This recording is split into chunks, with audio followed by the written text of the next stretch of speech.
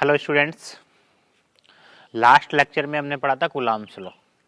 Okay, अब electric field पढ़ते हैं, electric field lines and electric field intensity. Okay,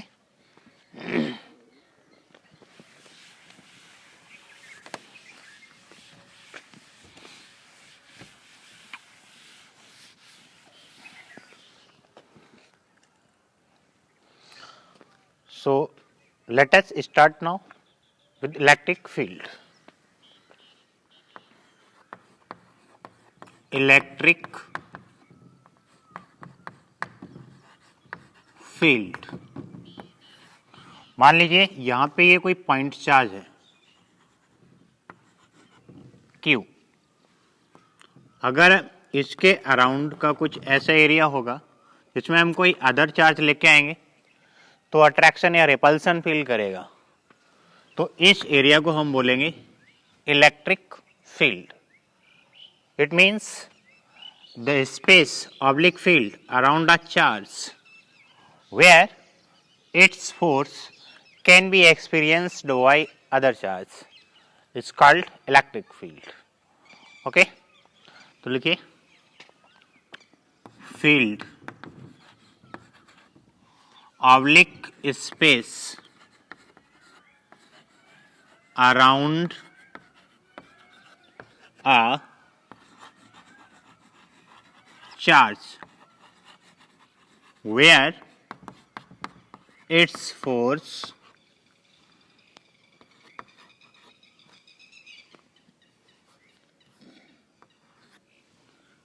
can be experienced by other charge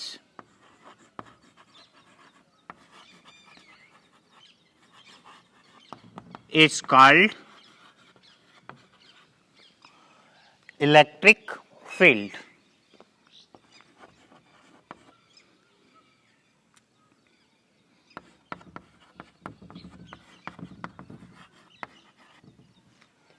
okay, अब अगला topic हमारा रहेगा इलेक्ट्रिक फील्ड इंटेंसिटी क्या होता है।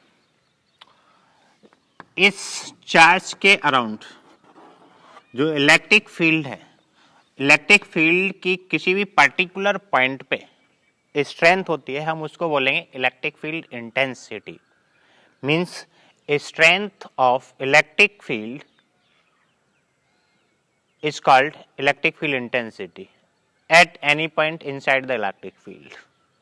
ओके, अगर इलेक्ट्रिक फील्ड स्ट्रांग है तो इंटेंसिटी ज्यादा होगी, अगर इलेक्ट्रिक फील्ड कम है तो इंटेंसिटी कम होगी। Okay, what it is defined as the electric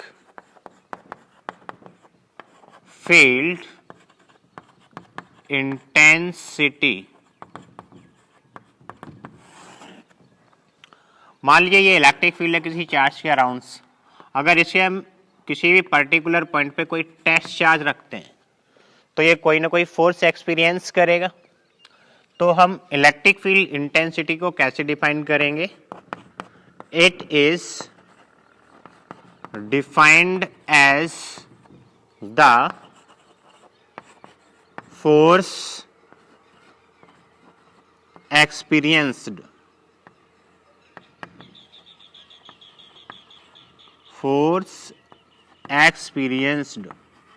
by unit test charge।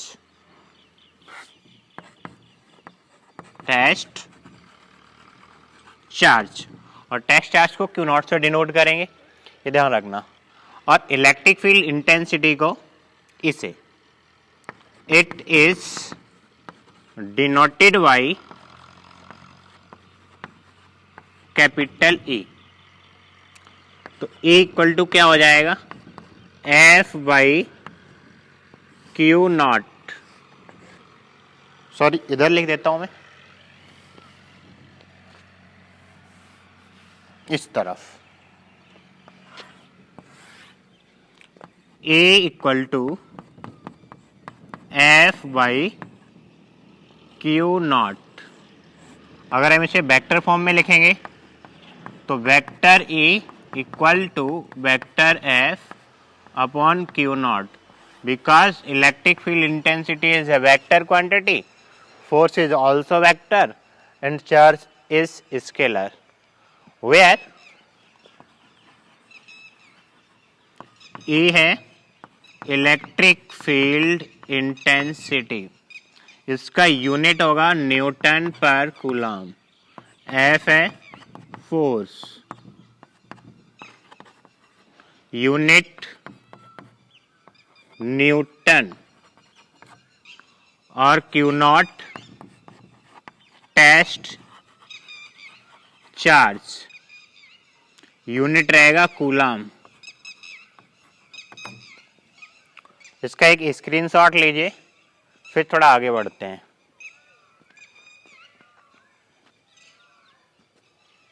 हो गया?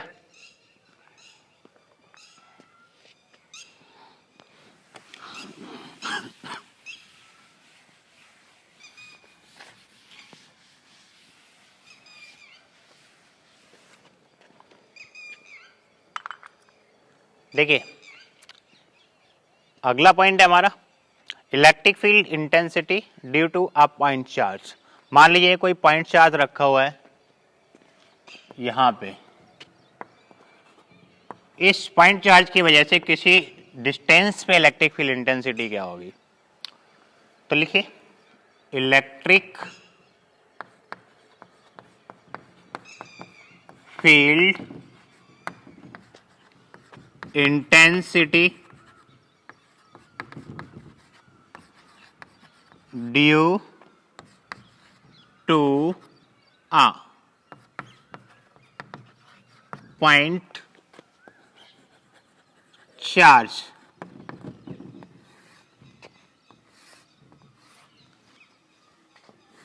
ओके। तो क्या लिखेंगे, suppose a point charge Q is placed at point O, we have to calculate electric field intensity at point P at distance R from point charge Q. Okay अगर हम यहां पे imagine कर लें कोई टेस्ट चार्ज Q नॉट रखा हुआ है, तो इन दोनों के बीच में हम कूलॉम्स लॉ अप्लाई कर सकते हैं, बिल्कुल कर सकते हैं। ये एक पॉइंट चार्ज है और दूसरा ये टेस्ट चार्ज है, तो क्या लिखेंगे, according to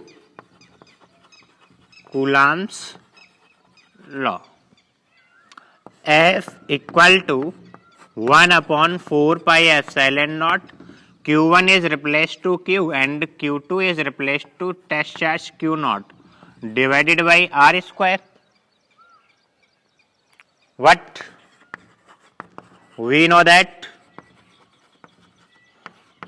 E equal to F by Q naught electric field intensity, इससे पहले हम पढ़ चुके हैं। तो यहां से F का वैल्यू उठा के यहां पे पुट अप कर दें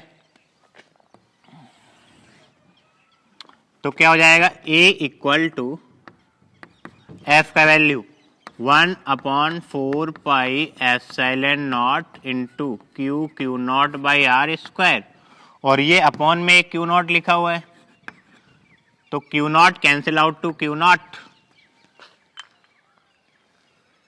क्या रह जाएगा, A equal to 1/4 pi epsilon naught into Q by R square.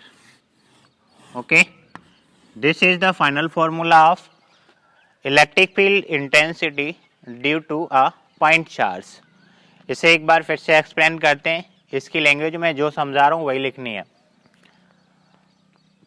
क्या करेंगे, suppose a point charge Q placed at point O, we have to calculate electric field intensity E at point P at distance R from point charge Q। उसके बाद हमने क्या किया, एक test charge Q naught imagine कर लिया eight point P, और उसके बाद सीधा कूलॉम्स लॉ अप्लाई कर दिया। F equal to 1/4 pi epsilon naught Q naught by R square. But आप इससे पहले अभी ये इलेक्ट्रिक फील्ड इंटेंसिटी का फॉर्मूला पढ़ चुके थे, E equal to F by Q naught. यहाँ से एफ का वैल्यू यहाँ पे पुटअप कर दिया और फाइनली ये आ गया। यहाँ पे क्या है, where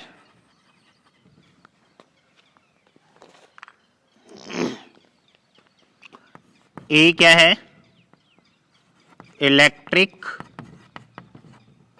field intensity,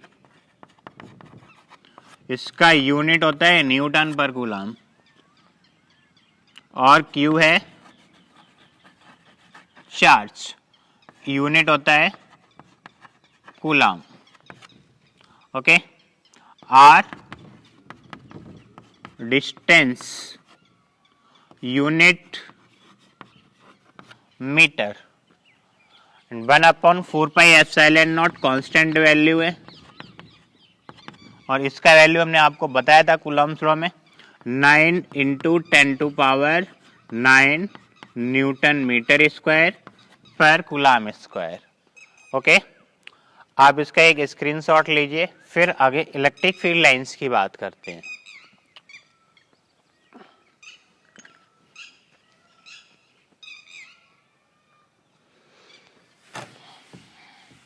okay,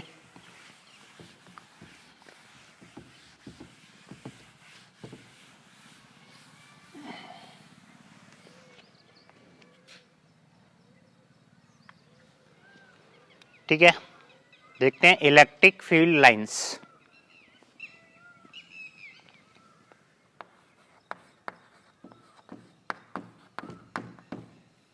electric field lines,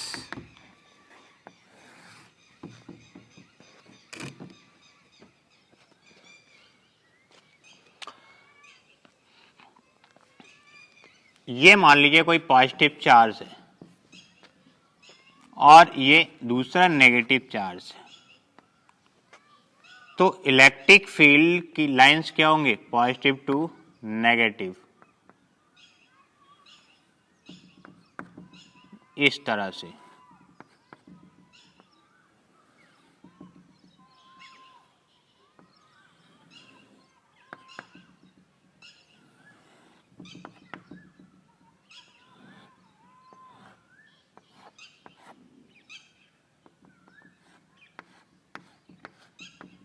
ये direction of electric field lines from positive charge to negative charge. Electric field lines never intersect to each other because at intersection point electric field have two direction which is impossible. Okay, ये दो charge के लिए हो गया। मान लीजिए एक single charge है, तो इलेक्ट्रिक फील्ड लाइंस इस तरह से होंगे,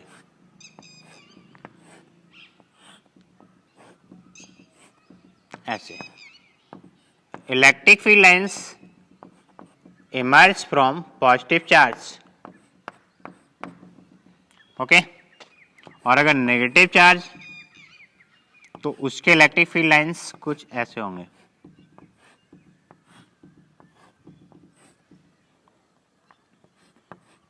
ये इलेक्ट्रिक फील्ड की डायरेक्शन किधर होती है, पॉजिटिव टू नेगेटिव, और हमने बोला था कि अगर electric field lines positive charge से इमर्ज हो रहे हैं तो इमर्ज कहाँ पे होंगे, नेगेटिव चार्ज पे। ठीक, और ये तो डिफरेंट चार्ज के लिए हो गए। अगर सेम चार्ज हैं, दोनों ये पॉजिटिव और पॉजिटिव हैं, तो क्या होगा, एक दूसरे को रिपल्स करेंगे कुछ इस तरह से,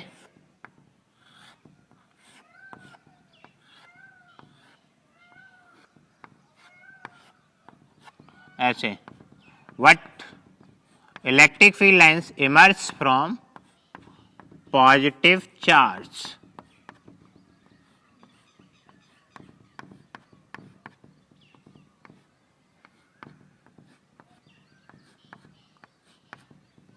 ऐसे।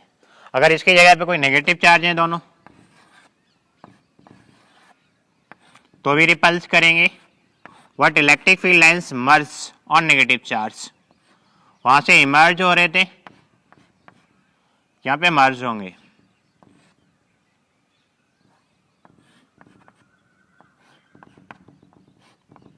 सॉरी, मर्ज।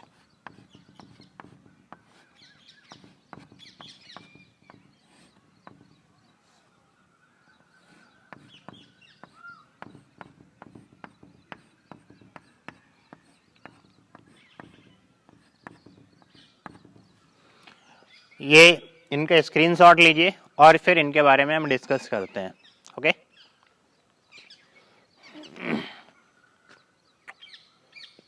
हो गया। अब देखिए पहली प्रॉपर्टीज की। First is electric field lines emerge from positive charge and merge at negative charge. Okay, second is electric field lines are continuous curve but not closed loop. Okay, third is electric field lines never intersect to each other because at intersection point electric field have two directions. जैसे कि यहाँ पे देखिए, अगर ये वाली line electric field line इस वाली लाइंस को कट कर जाए तो इलेक्ट्रिक फील्ड के डबल डायरेक्शन हो जाएंगे। ये एक डायरेक्शन ये हो गया, दूसरा ये हो गया, लेकिन इलेक्ट्रिक फील्ड की डायरेक्शन क्या होती है? Positive to negative, single direction बता रहा है। तो इसलिए इलेक्ट्रिक फील्ड लाइंस आपस में इंटरसेक्ट नहीं करते। ओके, और electric field lines is always normal to the surface of conductor. ये जो सरफेस है ना कंडक्टर का, इससे नॉर्मल डायरेक्शन में होंगे। Okay, thanks.